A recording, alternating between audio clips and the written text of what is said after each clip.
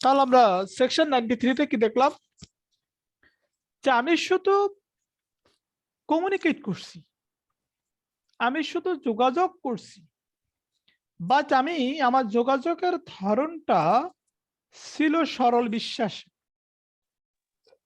আমার সেখানে কোনরূপ ক্রিমিনাল ইন্টেনশন ছিল না।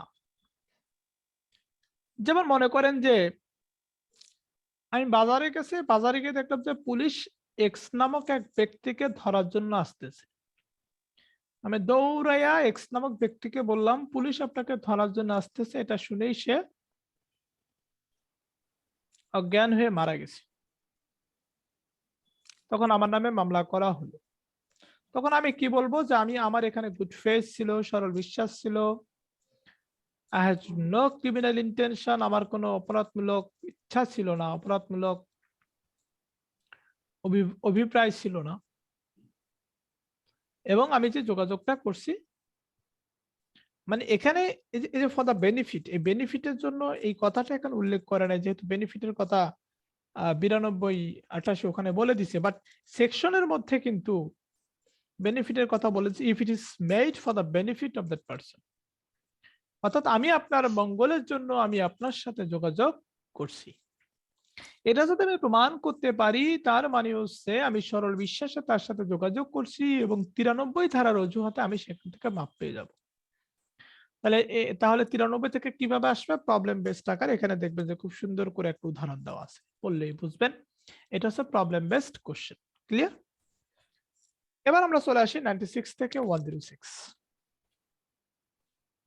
96 থেকে 106 একটা ব্রড প্রশ্ন কিভাবে লিখতে হয়, একটা বড় প্রশ্ন, একটা ডিরেক্ট প্রশ্ন কিভাবে লিখতে হয়, সেটা আমি আপনাদেরকে ছবি তুলে দিব, বা আমার রিটেন সাজেশন যে বইটা আছে সেটার পেনাল কোড চ্যাপ্টারে যাবেন, আপনাদেরকে পিডিএফ দেওয়া আছে, সেটার পেনাল কোড চ্যাপ্টারে যাবেন। পেনাল কোড চ্যাপ্টারে গিয়ে দেখবেন যে আত্মরক্ষার অধিকার কাকে বলে, আত্মরক্ষার অধিকার কখন প্রয়োগ করা যায়, সেখানে পেয়ে যাবেন, খুব সুন্দর করে দেওয়া আছে। আমার যে রিটেন সাজেশন বইটা আছে, ওই যে রুহুল আমিন ভাই বের করতেছে, ঠিক ওই বইটাতে পেনাল কোড চ্যাপ্টারে চলে যাবে। ওকে, এবার আমরা 96 এ কি বলছে। 96 হচ্ছে আমাদের রাইট অফ প্রাইভেট ডিফেন্সের মানে mother section. Right of private ডিফেন্সের মাদার, এই যে আমরা এখন যতটুকু পড়বো 96 থেকে 106, এখান থেকে একটা প্রশ্ন আমরা ধরে নিতে পারি যে আসবে। ওকে, তাহলে 96 হচ্ছে রাইট অফ প্রাইভেট ডিফেন্সের মাদার সেকশন, যেখানে বলে দিছে nothing is an offense which is done in the exercise of the right of private defense। অর্থাৎ হচ্ছে আত্মরক্ষার অধিকারের প্রয়োগে যদি কোনো অপরাধ করা হয়, যদি কোনো কাজ করা হয়, তাহলে সেই কাজের জন্য আমি দায়ী হব না।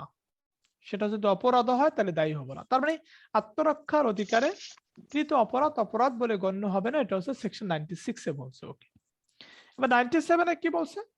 97 এ বলছে আত্মরক্ষার অধিকার আমি কোন কোন ক্ষেত্রে প্রয়োগ করতে পারবো। 97 এ বলছে, 97 তে বলছে আত্মরক্ষার এই যে আমরা রাইট অফ প্রাইভেট ডিফেন্স বলতেছি, আত্মরক্ষার অধিকার বলতেছি, এই আত্মরক্ষার অধিকারটা আমি কত দূর পর্যন্ত প্রয়োগ করতে পারবো, এটার এক্সটেনশনটা কত দূর পর্যন্ত হতে পারে, এটা বলছে 97 এ। কি বলছে এখানে, এখানে বলছে not only my body but also your body is protected under the concept of right of private defense। শুধুমাত্র নিজের বডি না, শুধুমাত্র নিজের দেহ না, তার মানে নিজের দেহ প্লাস অন্যের দেহ। দাদা কথা শুনতে পাচ্ছি না দাদা। ওকে, কিছু শোনা যাচ্ছে না। এখন শোনা যাচ্ছে? জি দাদা ঠিক আছে, শোনা যাচ্ছে এখন। জয় দাদা। ঠিক আছে দাদা, শোনা যাচ্ছে। ওকে, তারপরে সেকশন 97 তে এখানে স্পষ্ট করে বলছে যে আত্মরক্ষার অধিকার কখন প্রয়োগ করা যায়, কখন অ্যাপ্লাই করা যায়, এই রাইট অফ প্রাইভেট ডিফেন্সকে আপনি কখন অ্যাপ্লাই করতে পারবেন, কখন প্রয়োগ করতে পারবেন। উত্তর হচ্ছে 1 নাম্বার, নিজের দেহ প্লাস অন্যের দেহ রক্ষা করার ক্ষেত্রে। 2 নাম্বার পয়েন্ট, নিজের সম্পত্তি প্লাস অন্যের সম্পত্তি রক্ষা করার ক্ষেত্রে, নিজের সম্পত্তি প্লাস অন্যের সম্পত্তি রক্ষা করার ক্ষেত্রে, দ্যাট মিনস শুধুমাত্র নিজের জন্যই নয়, অন্য শব্দটি ব্যবহার কারণে যে কোনো ব্যক্তিকে রক্ষা করা বা যে কোনো ব্যক্তির সম্পত্তি রক্ষা করার ক্ষেত্রে আত্মরক্ষার অধিকার প্রয়োগ করা যাবে। এটাই আমাদের অন্য শব্দটা দা আদার এই ওয়ার্ডটি দ্বারা এখানে বোঝানো হয়েছে। এবার আমরা আসি যে এই যে না মনে করেন যে আমরা 97তে যা বলতেছি, 97তে কি বলতেছি, 97তে বলতেছি যে আত্মরক্ষার অধিকার কখন প্রয়োগ করা যায়, এটাই তো বলতেছি, রাইট? ওকে, তার মানে আমরা দেখলাম যে আত্মরক্ষার অধিকার কোন জায়গাতে প্রয়োগ করা যায়। খেয়াল করবে, তাহলে আত্মরক্ষার অধিকার কোন জায়গাতে প্রয়োগ করা যায় এটা 97তে বলা আছে। নিজের দেহ বা অন্যের দেহ বা নিজের দেহ প্লাস নিজের অন্যের দেহ সম্পত্তি রক্ষা করার ক্ষেত্রে, নিজের সম্পত্তি বা নিজের অন্যের সম্পত্তি রক্ষা করার ক্ষেত্রে। এখানে আরো আচ্ছা। গুরুত্বপূর্ণ কথা বলছে যে আমরা ধরেন আমরা একটা বিল্ডিং তৈরি করি, তো বিল্ডিংটাকে আমরা বাড়াই না, এই বাড়াটাকে বলে এক্সটেনশন। এক্সটেনশন মানে সম্প্রসারণ, কতটুকু বাড়ছে। তাহলে আত্মরক্ষার অধিকার কতটুকু পর্যন্ত বিস্তৃত, এটা সীমানাটা কতটুকু পর্যন্ত হতে পারে, এটাকে আরো ক্লিয়ার করে দিছে সেকশন 100 এবং 103, 100 এবং 103 এখানে বলে দিছে যে শুধুমাত্র রক্ষা করাই না, নিজের দেহ বা অন্যের দেহ, নিজের সম্পত্তি বা অন্যের সম্পত্তি শুধুমাত্র রক্ষা করাই না, রক্ষা করতে গিয়ে যিনি হচ্ছেন অ্যাসাইলেন্ট, যিনি হচ্ছেন একটু দেখতে হবে, যিনি হচ্ছেন অ্যাসাইলেন্ট, অ্যাসাইলেন্টের বাংলা হচ্ছে আক্রমণকারী, যিনি হচ্ছেন অ্যাসাইলেন্ট আক্রমণকারী, আক্রমণকারী অন হোয়াট, আক্রমণকারী হচ্ছে আক্রমণটা করবে আমার দেহের উপরে, আমার সম্পত্তির উপরে, অন্যের দেহের উপরে, অন্যের সম্পত্তির উপরে। এটাকে রক্ষা করতে গিয়ে অ্যাসাইলেন্টকে আমরা মৃত্যু পর্যন্ত ঘটাইতে পারবো, যিনি আক্রমণ করতে আসতেছেন। তার মানে হচ্ছে আমার সম্পত্তি রক্ষা করার ক্ষেত্রে, আমার দেহ রক্ষা করার ক্ষেত্রে, অন্যের সম্পত্তি রক্ষা করার ক্ষেত্রে, নিজের সম্পত্তি রক্ষা করার ক্ষেত্রে আত্মরক্ষার অজুহাতে আমি সেই আক্রমণকারীকে, যার বিরুদ্ধে আত্মরক্ষার অধিকার প্রয়োগ করব, তাকে মেরে পর্যন্ত ফেলতে পারবো। 100 ধারাতে 6টি ক্ষেত্রে মৃত্যু ঘটানোর কথা বলছেন আমাদের, এটা বলছে বডির ক্ষেত্রে, এটা বলছে দেহর ক্ষেত্রে। আর 103 103 ধারাতে বলছে 4টি ক্ষেত্রে। এগুলো আপনারা জানেন, যেমন রোবারি, কেউ যদি দস্যুতা করতে আসে তাকে মেরে ফেলতে পারবেন, সমস্যা নাই। আপনার নিজেকে রক্ষা করার ক্ষেত্রে মেরে ফেলতে পারবেন। কেউ যদি আপনাকে এমন একটা আক্রমণ করতে আসে, কেউ যদি আপনাকে ছুরি দিয়ে আঘাত করতে আসে, ছুরি দিয়ে আঘাত করতে আসলে স্বভাবতই আপনার মধ্যে একটা আশঙ্কার জায়গা সৃষ্টি হবে, আপনার মধ্যে একটা ভয় জাগবে যে এই ছুরির আঘাতে আপনার মৃত্যু হতে পারে। দ্যাট মিনস আপনার মধ্যে কাজ করে,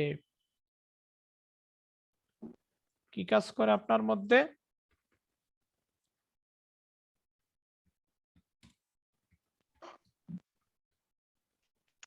আপনার মধ্যে কাজ করে অ্যাপ্রিহেনশন অফ ডেথ, আপনার মধ্যে কাজ করে অ্যাপ্রিহেনশন অফ ডেথ, আপনার মধ্যে কাজ করে অ্যাপ্রিহেনশন অফ গ্রিভিয়াস হার্ট, গুরুতর আঘাতের ভয় কাজ করে। যে আক্রমণকারী, যিনি আপনাকে আক্রমণ করতে আসতেছে, যার বিরুদ্ধে আপনি right of private defence exercise করবেন, তাকে আপনি মেরে পর্যন্ত ফেলতে পারবেন, এটা বলছে 100-তে এবং 6টি ক্ষেত্রে, এবং 103-এ 4টি ক্ষেত্রে বলছে আপনি মৃত্যু ঘটাতে পারবেন। এবার আসি, আমরা কিন্তু 97 ধারা থেকে আসতেছি, যে আত্মরক্ষার অধিকার প্রয়োগ আপনি কখন কোন জায়গাতে করতে পারবেন, কোন জায়গাতে করতে পারবেন সেটা দেখলাম। এবং আত্মরক্ষার অধিকার প্রয়োগ করতে গিয়ে এটা সীমানা নির্ধারণ করতে গিয়ে আমরা দেখলাম, এটা বিস্তৃতি নির্ধারণ করতে গিয়ে আমরা দেখলাম যে আমরা আক্রমণকারীকে মৃত্যু পর্যন্ত ঘটাইতে পারবে in the name of right of private defence. এবার নেক্সটে দেখবো আমরা শুধুমাত্র মৃত্যু ঘটানোই না, আক্রমণকারীর শুধুমাত্র মৃত্যু ঘটানোই না, এমনকি নির্দোষ ব্যক্তিকেও আত্মরক্ষার অধিকার প্রয়োগকালে ক্ষতি করতে পারবো। ক্ষতি করলেও আমি আত্মরক্ষার অধিকার প্রয়োগের অজুহাতে মাপ পেয়ে যাব। সেকশন 106 106 ধারা। 106 ধারাতে কি বলছে ভাই? 106 ধারাতে স্পষ্ট করে বলছে, 106 ধারাতে স্পষ্ট করে বলছে যে রাইট অফ প্রাইভেট ডিফেন্স আমরা ই করতে পারবো, অ্যাপ্লাই করতে পারবো if there is any risk of harm of innocent person, যদি নির্দোষ ব্যক্তির ক্ষতি হওয়ার সম্ভাবনাও থাকে দাদা সেখানেও 97 এর পরে কি 106 এ গেছেন? না 97 এর পর আমরা 100 তে এবং 103, তারপরে আমরা আসছি 106 এ। আচ্ছা 106, তাহলে আমরা দেখলাম যা আক্রমণকারীরা আমরা মৃত্যু পর্যন্ত ঘটাইতে পারবে 100 এবং 103 ধারার আলোকে। বাট 106 তে বলছে যখন আমার মধ্যে মৃত্যু ঘটার একটা আশঙ্কা সৃষ্টি হবে, আক্রমণকারী ছুরি নিয়ে আঘাত করতে আসতেছে, তখন আমার মধ্যে একটা ভয় জাগছে যে আক্রমণকারী ছুরি দিয়ে যদি আমাকে আঘাত করেই বসে তাহলে আমি কিন্তু মারা যাব। এই অবস্থায় আমার হাতে পিস্তল ছিল, আমি আক্রমণকারীর দিকে তাক করলাম। আক্রমণকারী তো ভাই ইনোসেন্ট একটা পুরুষ লোকের মানে ইনোসেন্ট মানুষগুলোর মধ্যে দাঁড়ায় আছে। এখন আমি যদি আক্রমণকারীকে গুলি করতে চাই তাহলে সেই গুলিটা তার পাশে যে ইনোসেন্ট নির্দোষ ব্যক্তি দাঁড়ায় আছে তার গায়ে পড়তে পারে, কিন্তু পরিস্থিতি এরকম আমাকে গুলি করতেই হবে। আমি গুলি করলাম, একটা নির্দোষ ব্যক্তি মারা গেল, তাহলে সেই নির্দোষ ব্যক্তিকে মৃত্যু ঘটানোর জন্য আমি দায়ী না। সেই নির্দোষ ব্যক্তিকে মৃত্যু ঘটানোর জন্য আমি দায়ী না। But one condition here, condition is it must have the apprehension of death under section 106। এখানে যদি গুরুতর জখমের আশঙ্কার সৃষ্টি হয় সেক্ষেত্রে আপনি এটা নির্দোষ ব্যক্তিকে ক্ষতিগ্রস্ত করলে, নির্দোষ ব্যক্তির কোন রূপ ক্ষতি করলে আপনি দায়ী হবেন, কিন্তু আপনার মনে মৃত্যুর ভয় জাগতে হবে। মৃত্যুর ভয়ে ব্যতীত 106 এর আন্ডারে নির্দোষ ব্যক্তির ক্ষতি করা যাবে না। ক্ষতি করতে তো আর অসুবিধা নাই, তাহলে আমাকে শাস্তি পেতে হবে। আমি রাইট অফ প্রাইভেট ডিফেন্স এখানে অ্যাপ্লাই করে মানে অ্যাপ্লাই করার অজুহাতে মাপ পাবো না। আমার মধ্যে একটা জায়গা সৃষ্টি হবে, অ্যাপ্রিহেনশন অফ ডেথ, মৃত্যুর ভয় জাগতে হবে। এখন যদি এরকম হয় যে আপনাকে পাটখড়ি দিয়ে আঘাত করতে, পাটখড়ি তো বুঝি আমরা, সেটাকে কি জানি বলি আমরা, ওই যে পাটমেস্তা, টাঙ্গা বলি গ্রামের, আমাদের শরীয়তপুরের ভাষায় টাঙ্গা। আচ্ছা, তো এই যে পাটখড়ি দিয়ে যখন একটা লোক আপনাকে আঘাত করতে আসতেছে, আপনি বলতেছেন যে সে পাটখড়ি দিয়ে আঘাত করতে আসছিল, আমি তো মারা যাবো ভাবছিলাম। পাটখড়ির আঘাত কি মৃত্যু হওয়া সম্ভব? ভাই মৃত্যু হওয়া সম্ভব না। তার মানে এখানে সে আপনাকে কিভাবে আক্রমণ করতে আসতেছে, দ্যাট ইজ দ্য পয়েন্ট। এবং সেই আক্রমণের ফলে আপনার মধ্যে কি ধরনের ভয় জাগছে? আপনি কি মরে যাবেন, নাকি আপনার গ্রিভিয়াস হার্ট হবে, বা নাকি আপনার অন্য কোনো আক্রমণ হতে পারে? এখানে অন্য কোনো কিছু অজুহাত হিসেবে, এক্সকিউজ হিসেবে ব্যবহার করা যাবে না। এখানে ওয়ান এক্সকিউজ, ডেথ অ্যাপ্রিহেনশন সৃষ্টি হতে হবে। অ্যাপ্রিহেনশন অফ ডেথ যদি কজ হয়, সৃষ্টি হয়, কেবলই মাত্র আমরা ইনোসেন্ট পারসনকে ক্ষতিগ্রস্ত করতে পারবো। এবার আমরা আসি, এই যে দেখেন, তার মানে আত্মরক্ষার অধিকার কোন কোন জায়গাতে ব্যবহার হয় 97 দেখলাম, শুধুমাত্র ওখানেই না আমরা মৃত্যু পর্যন্ত ঘটাতে পারি, এবং 100 এবং 103 দেখলাম শুধু মৃত্যুই নয়, এখানে আমরা দেখতে পারি আমরা ইনোসেন্ট পারসনের হার্ম পর্যন্ত করতে পারি, আমরা নির্দোষ ব্যক্তিকে ক্ষতি পর্যন্ত করতে পারি, এটা বলছে 106 এ। এবার আসি, এত এত এক্সটেনশন দেখলাম, এত এত অ্যাপ্লিকেশন দেখলাম, এখানে আমরা আরেকটা জিনিস দেখব, the limitation of right of private defence section 99। তারা 99তে বলছে যে হ্যাঁ, আপনি সকল জায়গাতে right of private defence apply করতে পারবেন, বাট কোন কোন জায়গাতে আপনি অ্যাপ্লাই করতে পারবেন না সেটা বলে দিছে সেকশন 99 এ, 99তে। তাহলে 99তে বলছে সীমাবদ্ধতার কথা, কোন কোন কোন জায়গাতে আমি right of private defence exercise করতে পারবো না।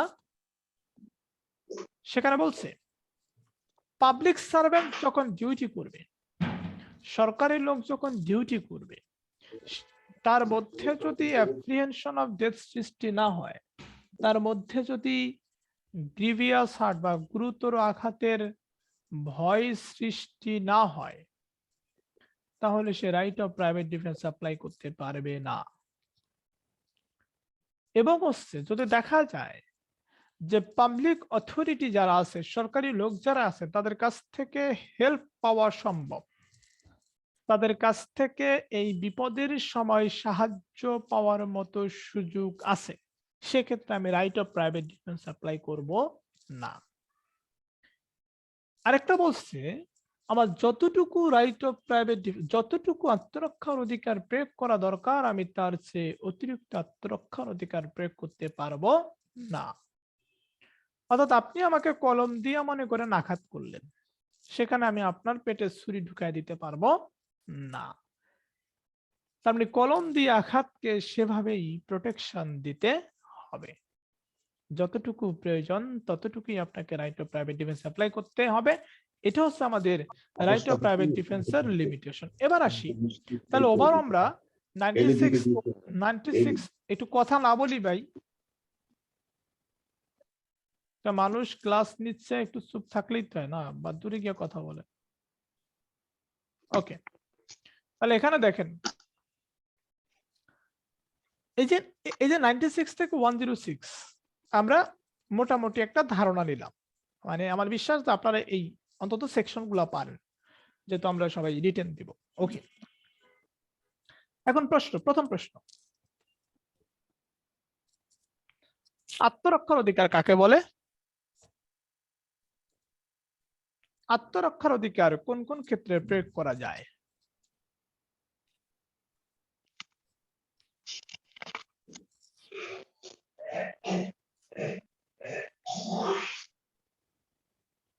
আত্মরক্ষার অধিকার কাকে বলে? আত্মরক্ষার অধিকার কোন কোন ক্ষেত্রে প্রয়োগ করা যায়? এখন আত্মরক্ষার অধিকার কাকে বলে কোনো বই থেকে ডেফিনেশন দেওয়া আছে না, বা সেকশনে বলা আছে না।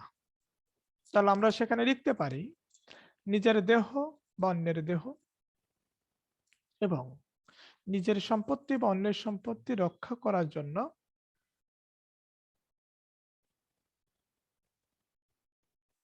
যে অধিকার প্রয়োগ করা হয় তার নাম হচ্ছে আত্মরক্ষার অধিকার, তার নাম হচ্ছে রাইট অফ প্রাইভেট ডিফেন্স।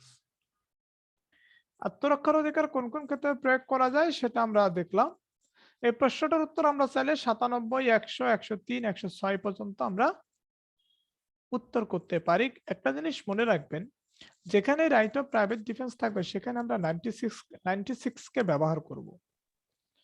আচ্ছা, আমি দেখাচ্ছি উত্তরগুলো। আমাদের পরবর্তী প্রশ্ন,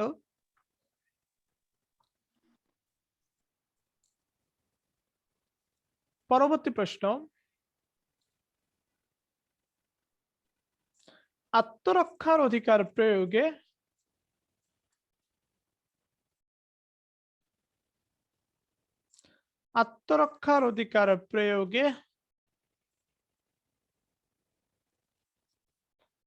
আক্রমণকারীর মৃত্যু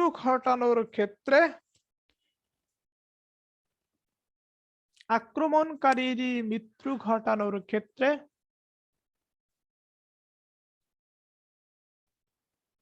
সীমাবদ্ধতা রয়েছে।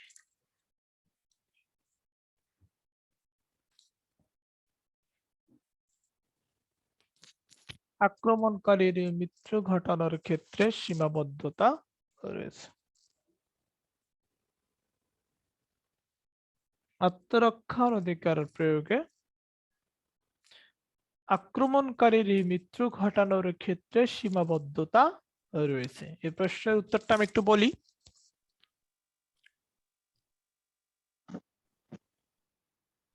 প্রশ্ন একটু বলি, উত্তরটা বলতেছি। আত্মরক্ষার অধিকার প্রয়োগে মৃত্যু ঘটানোর ক্ষেত্রে আক্রমণকারীর মৃত্যু ঘটানোর ক্ষেত্রে সীমাবদ্ধতা রয়েছে। উত্তরটা হচ্ছে 1860 সালের দণ্ডবিধির 96 ধারা বলা হয়েছে আত্মরক্ষার অধিকার প্রয়োগে কৃত কোনো কাজ অপরাধ বলে গণ্য হবে না।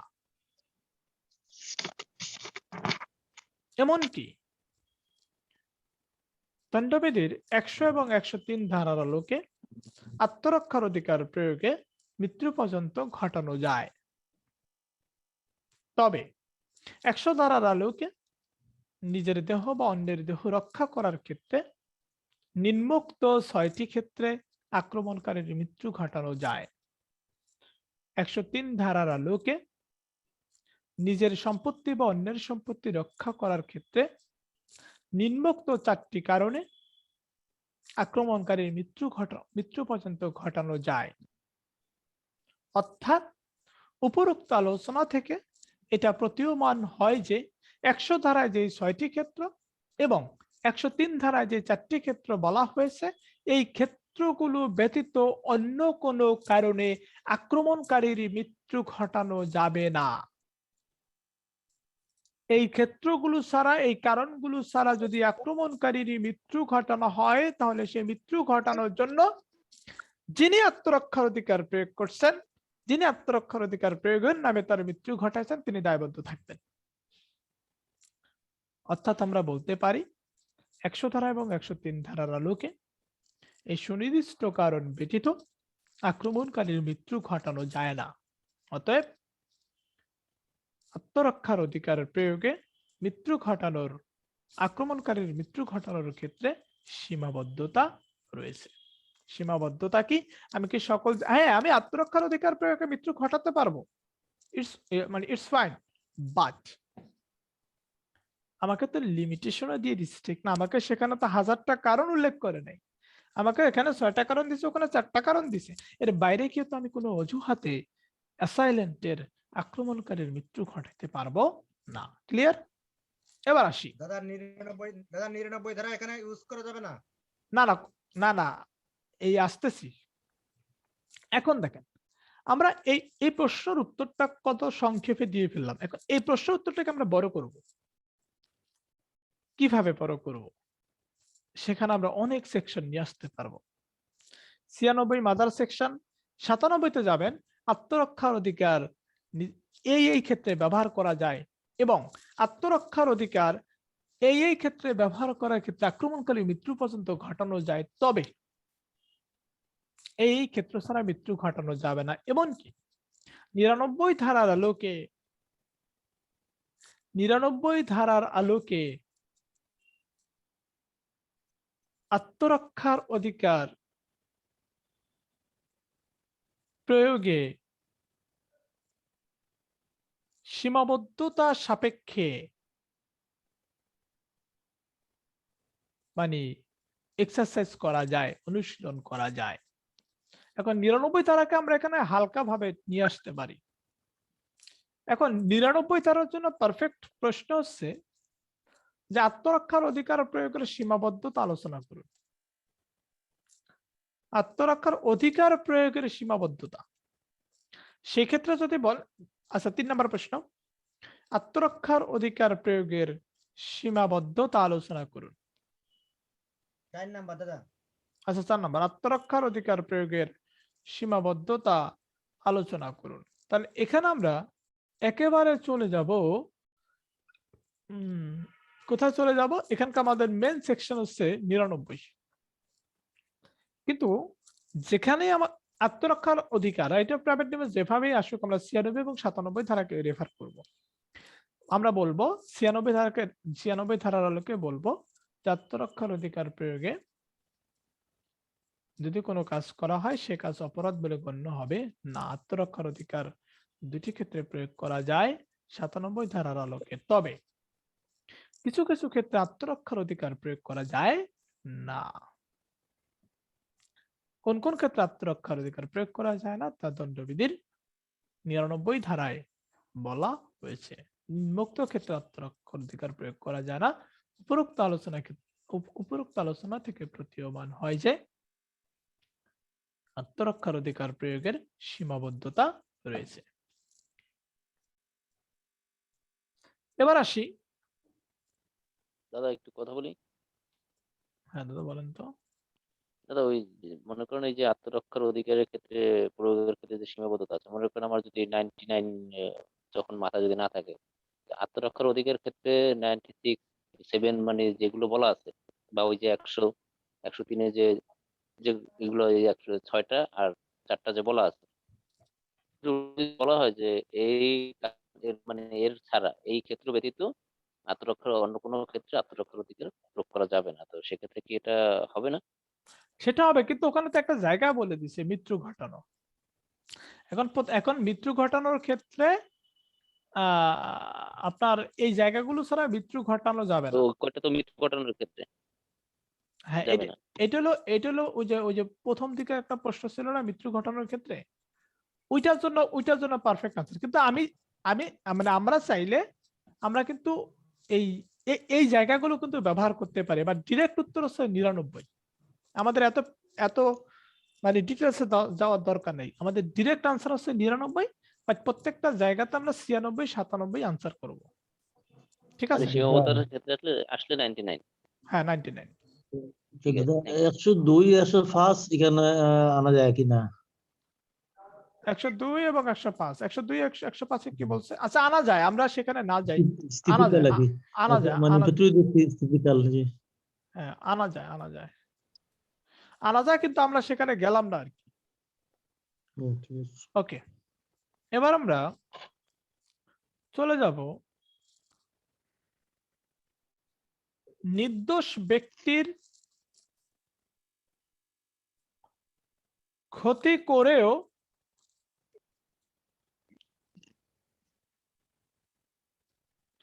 আত্মরক্ষার অধিকার প্রয়োগ করলে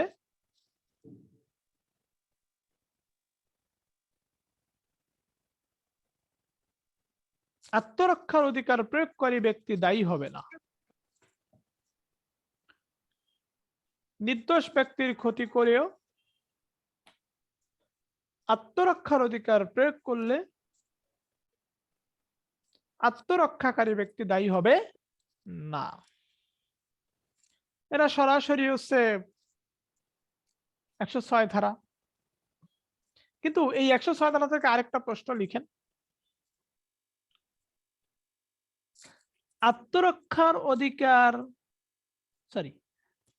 আত্মরক্ষার অধিকার প্রয়োগে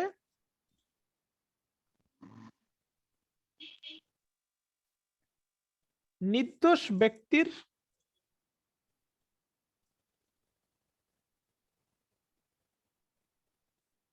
ক্ষতি করার ক্ষেত্রে সীমাবদ্ধতা রয়েছে। নির্দোষ ব্যক্তির ক্ষতি করার ক্ষেত্রে সীমাবদ্ধতা রয়েছে। এই প্রশ্নটার উত্তরটা কি হবে? 96 যেভাবে বলা আছে বলবেন, 97 বলবেন, বলার পরে বলবেন যে আত্মরক্ষার অধিকার প্রয়োগে নির্দোষ ব্যক্তিরও ক্ষতি করা যায়, তবে যদি আক্রমণকারীর আক্রমণের ফলে আত্মরক্ষার অধিকার প্রয়োগকারী ব্যক্তির মধ্যে মৃত্যুর আশঙ্কা সৃষ্টি হয়। মৃত্যুর আশঙ্কা, মৃত্যুর ভয়ে সৃষ্টি ব্যতীত আত্মরক্ষার অধিকার প্রয়োগকারী ব্যক্তি নির্দোষ ব্যক্তিকে ক্ষতি করে আত্মরক্ষার অধিকার প্রয়োগ করতে পারবে না। এই যেটা দেখেন এখানে মৃত্যুর ভয় সৃষ্টি হওয়া সাপেক্ষে কিন্তু নির্দোষ ব্যক্তিকে ক্ষতি করে right of private defence exercise করতে পারবে, তাছাড়া কিন্তু পারবে না। That means it is the limitation under section 106। বুঝে যাচ্ছে বিষয়টা? মানে আমি নির্দোষ ব্যক্তিকে ক্ষতি করতে পারবো, এটা তো না বলে নাই, কিন্তু সীমাবদ্ধতা আছে। সীমাবদ্ধতাটা কি? সীমাবদ্ধতাটা হচ্ছে এই যে আমার মধ্যে মৃত্যুর ভয় জাগতে হবে, অ্যাপ্রিহেনশন অফ ডেথ সৃষ্টি হতে হবে। ক্লিয়ার বিষয়টা? এবার পরবর্তী দাদা, প্রশ্ন, আরেকবার একটু বোঝাই দিলে ভালো হতো। মানে 106 এ বলছে আমি 106 এ বলছে যে আমি নির্দোষ ব্যক্তিকে ক্ষতি করতে পারবো, সমস্যা নাই। কিন্তু এখানে দেখতে হবে আমি যখন right of private defence exercise করতেছি তখন কি আক্রমণকারী আমাকে যেভাবে আঘাত করতে আসতেছে এটা আমার মধ্যে মৃত্যুর ভয় জাগাইছে কিনা, আমি মরে যাব এমন একটা ভয় সৃষ্টি হয়েছে কিনা। এমন একটা ভয় সৃষ্টি হলেই আমি নির্দোষ ব্যক্তি ক্ষতি হতে পারে এটা জেনেও আমি আত্মরক্ষার অধিকার প্রয়োগ করতে পারবো। ক্লিয়ার? এবার আসি, এবার লিখেন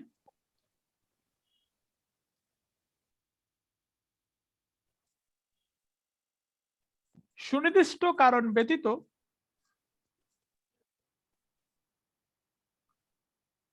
সম্পত্তির ক্ষেত্রে আত্মরক্ষার অধিকার প্রয়োগে, সুনির্দিষ্ট কারণ ব্যতীত সম্পত্তির ক্ষেত্রে আত্মরক্ষার অধিকার প্রয়োগে আক্রমণকারীর মৃত্যু ঘটানো যাবে না। ব্যাখ্যা করুন। তার মানে এটা আমরা সম্পত্তির ক্ষেত্রে আমরা কত ধারা ধরে নিই? 103 ধারা। 96, 97 আমরা টেনে এনে আমরা 103 ধারাতে চলে যাব। 103 ধারা থেকে বলবো নিম্নোক্ত 4টি ক্ষেত্রে সম্পত্তি রক্ষার্থে মৃত্যু ঘটানো যাবে না। জি দাদা। ওকে, এখন 103 ধারাতে আমরা কি দেখি? 103 ধারাতে দেখি যে 4টি ক্ষেত্রে সম্পত্তি রক্ষা করার ক্ষেত্রে আক্রমণকারীর মৃত্যু ঘটানো যায়। সে 4টি ক্ষেত্র কি কি আমরা সবাই জানি, সেটা পড়ে নিব, পরে লিখবেন। অর্থাৎ দেখা যায় উপরোক্ত 4টি কারণ ব্যতীত সম্পত্তি রক্ষা করার ক্ষেত্রে সম্পত্তি রক্ষার জন্য আক্রমণকারীর মৃত্যু ঘটানো যাবে না। অর্থাৎ সম্পত্তি রক্ষা করার ক্ষেত্রে যদি আক্রমণকারীর মৃত্যু ঘটাতে হয় তাহলে অবশ্যই এই 4টি শর্ত পূরণ করতে হবে। ক্লিয়ার? সুনির্দিষ্ট কারণ ব্যতীত আপনি 103 ধারাতে যে 4টা কারণ বলা হয়েছে সেই 4টা কারণ ছাড়া তো মৃত্যু ঘটাতে পারবেন না। 4টা কারণের যে কোনো একটি সৃষ্টি হতে হবে, তাহলে আপনি মৃত্যু ঘটাতে পারবেন না। তাহলে এটা হচ্ছে আমাদের, তার মানে আমরা মোটামুটি ভাবে 82 থেকে 106 পর্যন্ত আমাদের যা যা পড়া দরকার আমরা পড়লাম। এখন কারো কোনো প্রশ্ন এগুলো থেকে ভাই? দাদা, নেক্সট ক্লাসে কোন কোন ধারার উপরে আলোচনা হয় এটা যদি একটু ধারণা দিয়ে দিতেন তাহলে আমরা একটু দেখে নিতে পারতাম দাদা, তাহলে আমাদের মানে এই আপনার ক্লাসটা ধরতে সুবিধা হয়। আচ্ছা আচ্ছা, তাহলে আমি ভালো হইতো। তাহলে আমি আজকে লিখে দিচ্ছি এখনই। জি দাদা, জি ঠিক আছে। আর এটা কোনো করলে প্রশ্ন? ভালো হয়। হ্যাঁ, আর কারো কোনো প্রশ্ন? দাদা, উদাহরণগুলো যে যে প্রশ্নে আছে সেই উদাহরণগুলো থেকে কি ফ্যাক্ট প্রশ্ন হ্যাঁ আসতে পারে? হ্যাঁ, উদাহরণগুলো থেকে আসুক আর না আসুক, ওই উদাহরণগুলো বাধ্যতামূলক ভাবে পড়তে হবে। ধরে নিবেন যে ওখান থেকে আসবে, বা যদি বানায়ও দেয় ওইটাকে মাথায় রেখেই বানাবে। আচ্ছা আচ্ছা, ঠিক আছে দাদা। উদাহরণটা পড়তে হবে পেনাল করে প্রচুর পরিমাণে। দাদা, হ্যাঁ, একটা কথা বলি দাদা। এখন যে আমাদের উত্তরগুলা যে শর্ট আকারে দিতেছেন, এটা কি পরবর্তীতে এই ব্যাখ্যা আকারে দিবেন না আমরা নোট পাবো? আমি চেষ্টা করব লিখে দেওয়ার জন্য আর কি। লিখে দিলে দাদা ভালো হয়। এখন তো মানে প্রশ্নের মানে উত্তরগুলা শর্ট আকারে দেওয়া হইতেছে। মানে মানে চেষ্টা করব আর কি লিখে দেওয়ার জন্য। মানে এটা করলে আমাদের জন্য সুবিধা এগুলো হয় দাদা। আপনাদের লিখিত বই পরীক্ষা কি পাওয়া যাবে দাদা? আরে দাদা বই বের করতে পারলে তো ভালোই তো। ওনাকে তো কথাই ওই- বলতে দেন না ওই- আপনারা। দাদা আমাদের রিটেন দাদাকে কথা বলতে দেন। হতে পারে